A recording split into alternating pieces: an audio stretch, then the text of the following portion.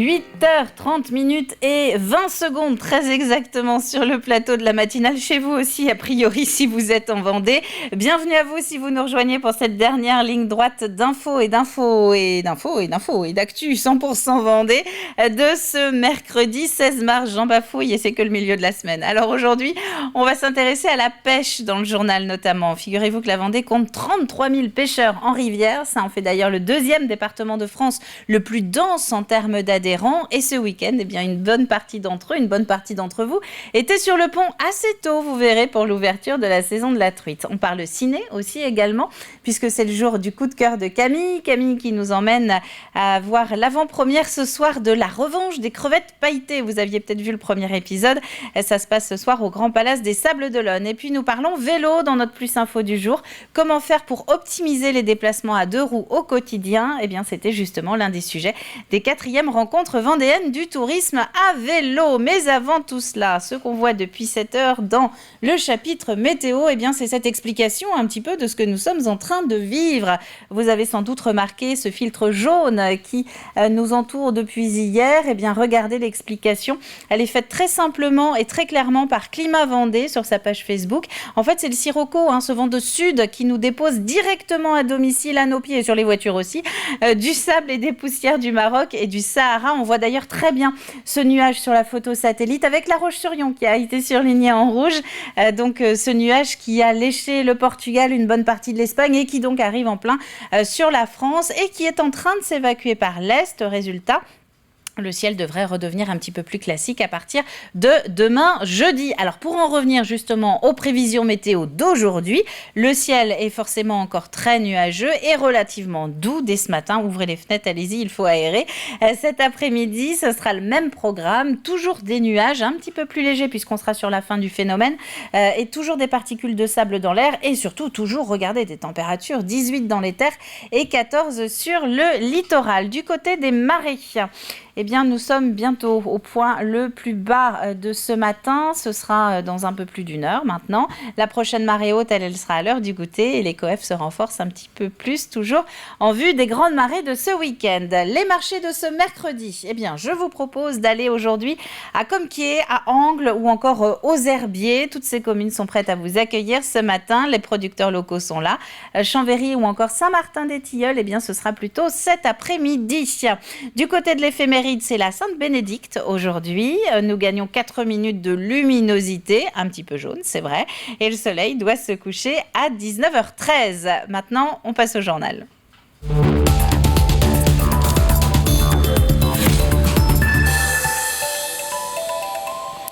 Et je vous le disais à l'instant, nous allons commencer avec ce sport loisir qui concerne 33 000 Vendéens, soit l'équivalent d'un peu plus de la communauté de communes des Herbiers, pour vous donner une idée. La saison de la pêche à la truite a été lancée samedi à 6h54 très précisément. Une pêche en rivière très attractive puisque la Vendée se classe 2e département de France qui compte le plus de pêcheurs de ce type. Alors forcément, au lancement, il y avait du monde. Grégoire de Châtillon. Retrouver la ligne pour Gilles, quoi de plus naturel pour cette ouverture de la pêche à la truite? C'est la tradition tous les ans, depuis que je suis gamin, j'ai 72 ans, tous les ans je fais l'ouverture. Quand je vois pas l'eau pendant quelques temps, je suis malheureux. Ça vide la tête, ça vide bien la tête. Quoique maintenant j'ai plus grand chose dedans, mais je la vide quand même. C'est dans ce décor du chaos de Piquet au tablier, surnommé les Petites Pyrénées vendéennes, que notre pêcheur a choisi de se faire plaisir. Il y a du courant, il y a des cassures, ça bouge, l'eau est vivante ici. Et quand ça mord, le plaisir est décuplé, tout comme pour Damien, un peu plus loin, qui lui aussi vient de pêcher son premier poisson de la saison. Très heureux, on attend ça avec impatience. Ça se trouve, c'est peut-être bien ma dernière de la journée. Ça, j'en sais strictement rien. Ou peut-être qu'on aura le plaisir d'en pêcher une autre ou 2 autres de plus dans la matinée. Damien, lui, ne va pas consommer ce poisson. Il fait le choix de remettre la truite à l'eau. Ce poisson pourra être repris par un autre pêcheur qui, lui, peut-être, fera le choix de le conserver et de l'arranger avec un petit peu d'amandes et puis de crème. Parce que c'est très bon, les truites à la crème et aux amandes. Là, on est vraiment sur un site qui est exceptionnel, puisque là, on est vraiment sur un des cours d'eau qui ressemble le plus à un cours d'eau à truite, parce qu'effectivement, en Vendée, C'est un petit peu artificiel la truite, puisque les truites arrivent à grossir, elles arrivent à survivre, mais du coup elles n'arrivent pas à se reproduire. Donc on est obligé de faire des apports de truites pour que les pêcheurs puissent s'amuser. En effet, en Vendée, sa présence en rivière se limite au lâcher de truites provenant de pisciculture pour l'ouverture de la pêche, une pêche loisir pratiquée seule ou en famille. Pour l'instant, j'ai pas encore pêché de poisson, mais j'espère en pêcher. Souvent une passion cultivée dès le plus jeune âge. Les meilleurs moments quand je pêche, c'est quand je prends du poisson. Quand ça mord bien, quand... Il y a peut-être 2 mois de ça, j'ai pris un silure de 2,13 m. J'étais content. C'est mon plus gros poisson que j'ai fait de ma vie. La Vendée compte aujourd'hui plus de 33 000 pêcheurs licenciés dans le département. Et vous avez un petit peu de temps pour en profiter puisque la saison est ouverte jusqu'au mois de septembre. Avec Tarek Tarouche, le président de l'UMI Vendée, nous avions reçu vendredi en plateau de la matinale un de ses représentants. Le salon Vendée Pro a fermé ses portes hier soir après 2 jours de rendez-vous destinés à tous les professionnels des métiers de bouche.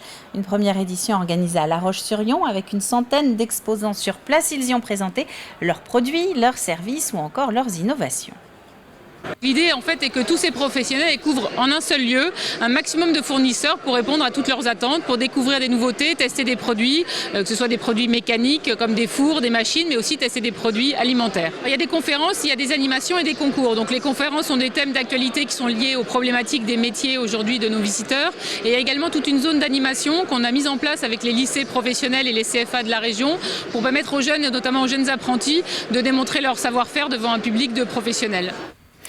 Au chapitre de la santé, à présent, une avancée significative dans l'accompagnement des malades atteints d'un cancer. La Ligue contre le cancer Vendée vient de présenter ProxyLigue, un service de soins support à domicile destiné à tous ceux qui n'ont pas la possibilité de se déplacer dans une des 2 antennes du département pour bénéficier de ces activités gratuites fortement recommandées pour accompagner les traitements.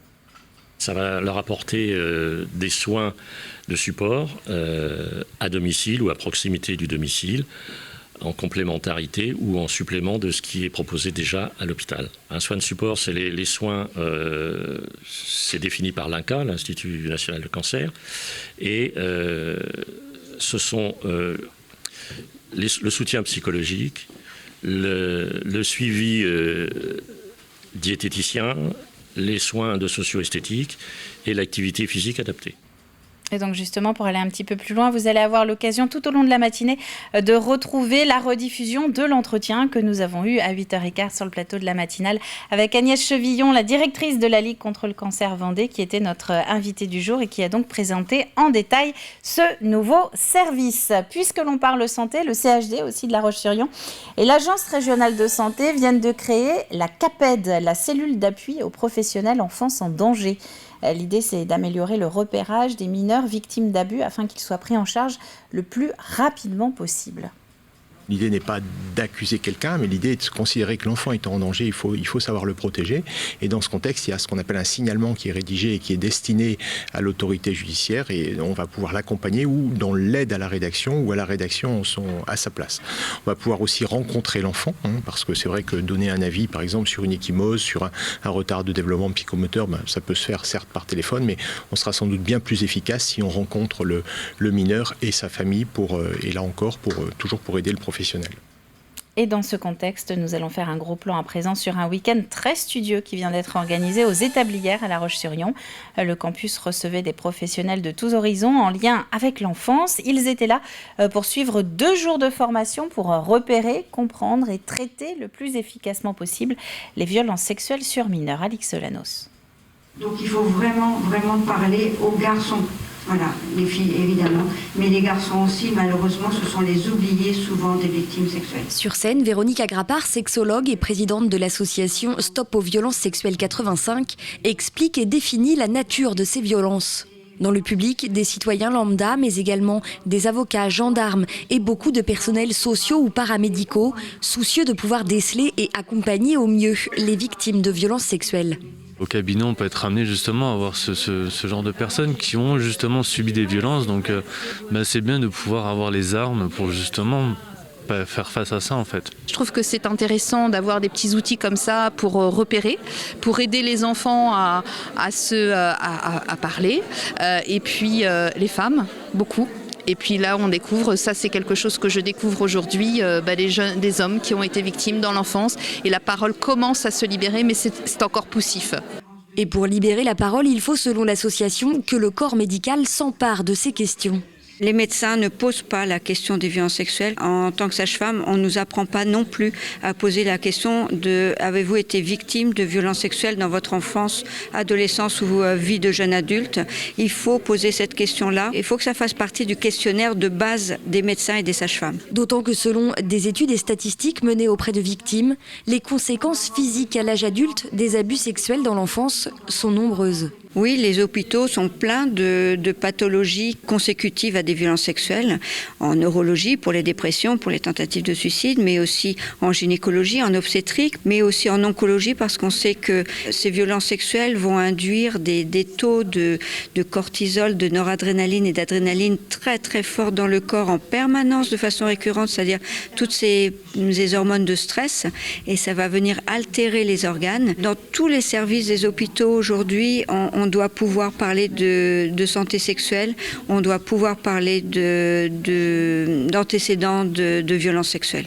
La parole se libère un peu, mais le chemin est encore long pour que les prises en charge soient à la hauteur de ce véritable fléau de santé publique.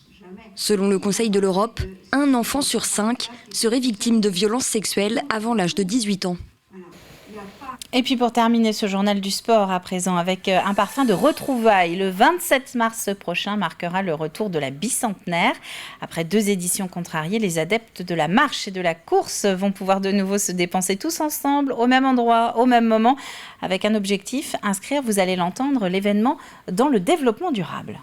La consigne en tout cas sur ce mandat, c'est 100 000 arbres de plantés, ville, agglomération. Et donc on s'est inscrit aussi... car la bicentenaire, c'est aussi une manifestation qui est éco-responsable. Donc on s'est inscrit sur cette dynamique, et si vous inscrivez seul, vous aurez la chance de voir un arbre planté en mémoire de votre inscription. Si vous arrivez à 10, à 15, à 20, eh bien c'est la solidarité de 10, 15, 20 arbres qu'on retrouvera aussi plantés pour nos enfants et nos descendants demain. Et les inscriptions pour la bicentenaire sont ouvertes jusqu'au 20 mars pour les courses. Et concernant les randos, c'est jusqu'à la veille de l'événement, soit le 26 mars. On termine avec un mot de basket, avec l'équipe de National 1 masculine des Sables d'Olonne qui jouait hier soir à Orchy. Résultat, une défaite vendéenne avec un 66-46 en faveur des nordistes. Prochain match pour les Sables, ce sera vendredi soir à domicile, et ce, face à Besançon. Voilà, on a fait le tour de l'actu de ce mercredi matin. On va maintenant se tourner un petit peu plus en détail sur les infos météo du jour avec Fanny. Vivez d'inoubliables instants d'exception en regardant la météo avec le cabaret La Belle Entrée. Bonjour, alors on a tous pu constater ce mardi 15 mars un ciel voilé et même orangeâtre. C'est en effet du sable du Sahara qui est remonté suite à l'air très doux du moment. Ça a généré une pluie de sable donc orange dans tout le pays et notamment en Vendée. Ce mercredi 16 mars, le temps est partagé entre nuages et éclaircies tout au long de la matinée. Le vent reste sensible, moyenne 45 km/h le long des côtes, et les pointes pourraient grimper jusqu'à 55 km/h. Stable et doux, et bien le mercure affiche un minimum de 8 degrés du côté de la Châtaigneraie, 10 pour Montaigu-Vendée et 11 degrés le long du littoral. Puis dans l'après-midi, le ciel se voile au fil des heures, même si les éclaircies sont encore possibles.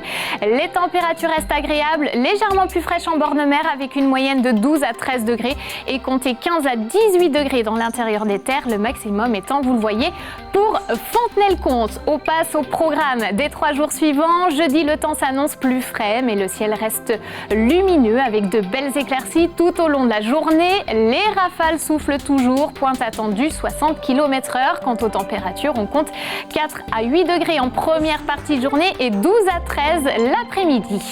Vendredi, quelques brumes éparses circulent en matinée, mais ensuite le soleil domine largement dans notre ciel vendéen. Le vent, quant à lui, ne mollit pas, rafale 65 km/h. Et puis côté Mercure, on attend 3 petits degrés au réveil et 13 degrés seulement au plus chaud. Enfin samedi, en cette veille de printemps, le brouillard se lève sur la Vendée en matinée avant de retrouver un ciel nuageux accompagné d'éclaircies. Le thermomètre remonte, on compte 7 à 15 degrés. Retour au mercredi 16 mars, très belle fête à toutes les bénédictes. Plus 4 minutes, c'est le temps d'ensoleillement que nous allons gagner ce mercredi. Le soleil va se lever à 7h15 et se coucher à 19h13. C'est tout pour aujourd'hui. Rendez-vous avec Juliette Carteau lors du prochain bulletin. Quant à moi, je vous dis à jeudi. Prenez soin de vous et passez une très belle journée.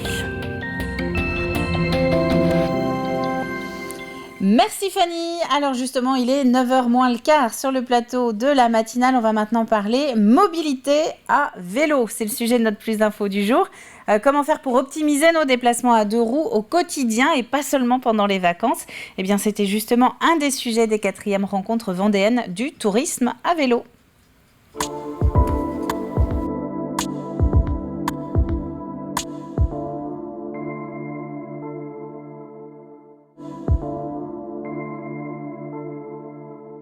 On a actuellement en Vendée 1770 km de pistes cyclables sur tout le département. Si jamais on prend un ratio de ce nombre de pistes cyclables par rapport au nombre d'habitants, on a un ratio qui est très important en termes de pistes cyclables, qui sont malheureusement pas assez utilisées pour l'instant au quotidien, parce qu'on veut vraiment développer cette mobilité au quotidien pour les Vendéens.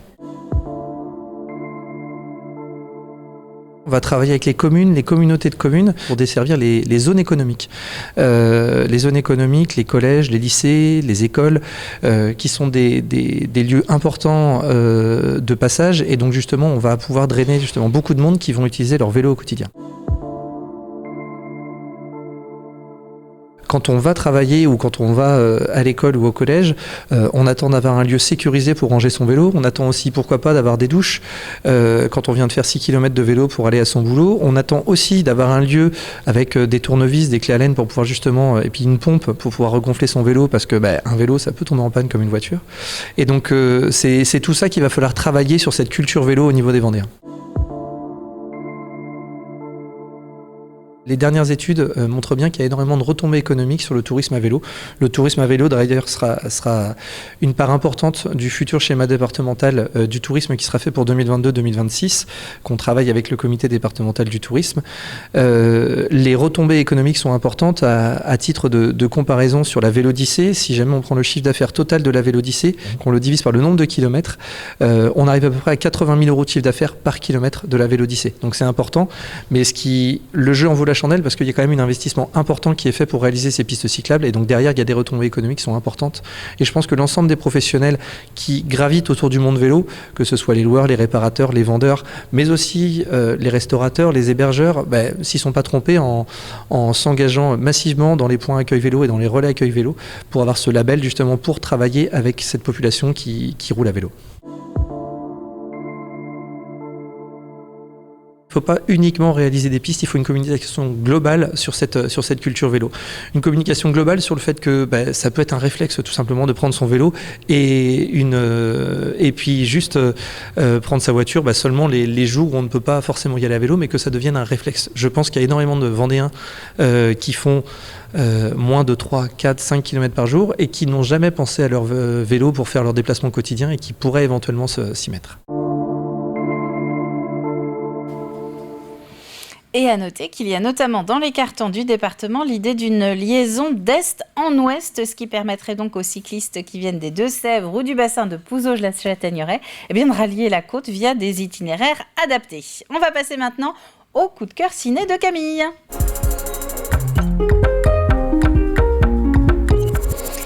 Camille qui vous propose cette semaine un film qui a une résonance un peu particulière avec l'actualité. Avec La Revanche des crevettes pailletées, c'est une comédie française qui est prévue ce soir en avant-première au Grand Palace, mais une comédie qui a été tournée notamment en Ukraine.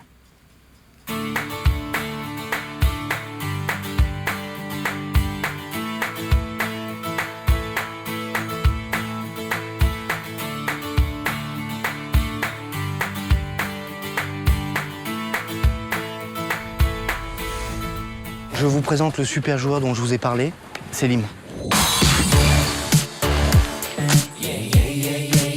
Salut. Selim, je te présente les crevettes. Les crevettes? Parce que dans les crevettes, le meilleur, c'est la tête. La tête, et avec les paillettes, c'est c'est la fête. Voilà, merci Damien. Moi, j'étais sérieux là, tes potes, on dirait tous des gays. C'est un peu le concept de l'équipe, oui. Et moi, tu m'appelles. Mais on n'est pas là pour se massacrer, hein. On va faire comment pour gagner des matchs? Tu lui as bien dit que tu l'emmenais au Gay Games. C'est juste une équipe de water-polo en transit pour Tokyo, sans aucune intention de nuire à votre pays. Ici, l'homophobie, c'est un sport national. On se met en mode furtif, d'accord? Quelle chance d'être né avec si peu de couilles. Il faut appeler les flics. Avec Damien, on est tombé dans un guet-apens. I love the grinder to kick the gays. Vous les avez arrêtés parce qu'ils sont gays. J'ai encore fait n'importe quoi. Toi, tu t'es bien foutu de ma gueule. Attends. Sale menteur de merde. Je suis pas comme vous. Pourquoi vous avez si peur de nous? Qu'est-ce qu'il y a de si anormal à ce que deux personnes du même sexe s'aiment physiquement? J'ai jamais demandé à être différent. J'en peux plus, moi, de cette obsession de créer sa différence, alors que tout ce qu'on veut, c'est être comme tout le monde. Si on a pu avoir des enfants, si on a pu se marier, c'est grâce à des gens comme eux, qui combattent depuis des années l'homophobie à grands coups de talons aiguilles et de gay pride. On est des crevettes! On est des rebelles! On est des insoumis! Et tu comptes faire quoi, là, Mélenchon? Merde! Enfer. On va crever ici, hein, moi je vous le dis.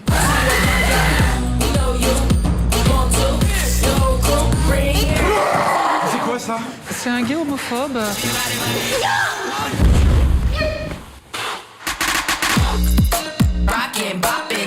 Non, mais on n'est pas James Bond. Qui pourtant est gay. James Bond, il est pas gay, excuse-moi, mais... Bah si, tout le monde le sait, hein. Mais non, de toute façon, avec vous, tout le monde est gay. Bah oui. Hein. La revanche des crevettes pailletées, c'est donc ce soir en avant-première au Grand Palace des Sables d'Olonne avec beaucoup de séquences qui ont été tournées entre Kiev et Lviv. C'est le moment maintenant d'ouvrir votre programme télé.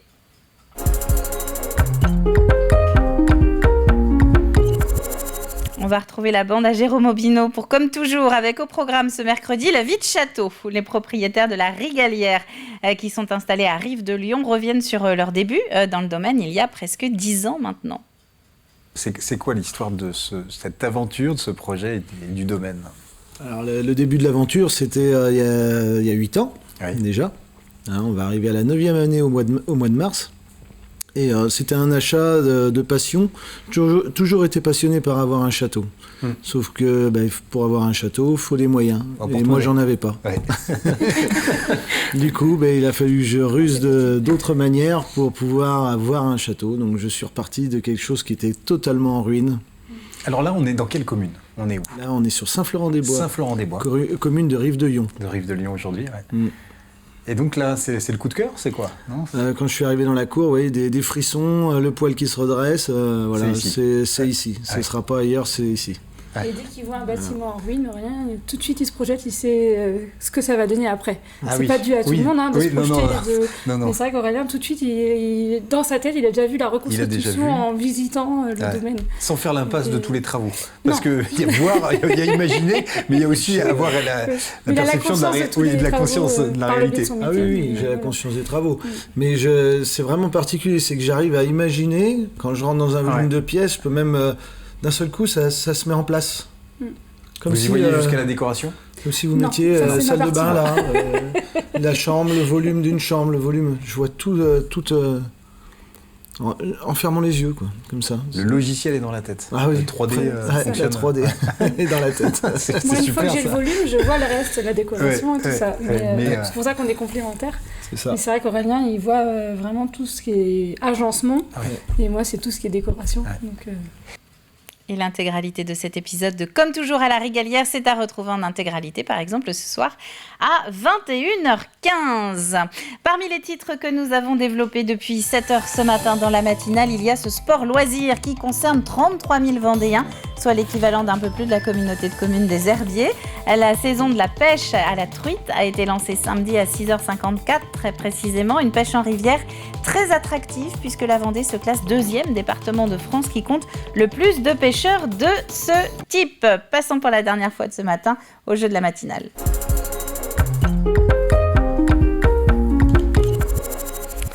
Alors, comment s'appelle cet événement vicomtais qui va s'afficher sur votre écran ? Comment s'appelle cet événement vicomtais ? C'est la question du jour. Vous avez jusqu'à vendredi pour envoyer votre réponse sur tvvendée.fr. Indice de ce mercredi, tout est question de saison.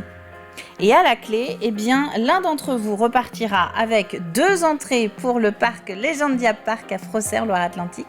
Et 2 autres bonnes réponses parmi vous repartiront chacun avec 2 places pour assister à un match de la saison régulière de l'équipe de National 1 masculine du Vendée Chaland Basket. Sur ces cadeaux, eh bien, c'est la fin de la matinale de ce mercredi. On va se retrouver demain en direct dès 7h pour un nouveau démarrage de journée ensemble. D'ici là, je vous souhaite à tous évidemment une très bonne journée. Profitez de ce mercredi. On se retrouve demain.